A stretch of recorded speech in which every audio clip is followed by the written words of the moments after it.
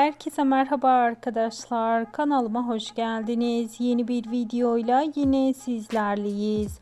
Sizler için sevilen dizi Taşacak Bu Deniz setinden yepyeni kamera arkası paylaşımlar ve özel görüntüler getirdim. Bugün set oldukça yoğundu. Tüm oyuncular çekimdeydi ve çekimden yeni kareler tabii ki bize ulaştı. Ben de hemen sizlere iletmek istedim. Taşacak Bu Deniz'de sezon finaline hazırlanıyor ve öyle sahneler, öyle olaylar yaşanacak ki herkes ikinci sezonu iple çekecek. Tabii ki sezon finalinden ilk bilgileri, haber ve görüntüleri anında sizlere iletmeye çalışacağız. Bunun için takipte kalmayı unutmayın. Şimdilik ise benden bu kadar. Hoşça kalın.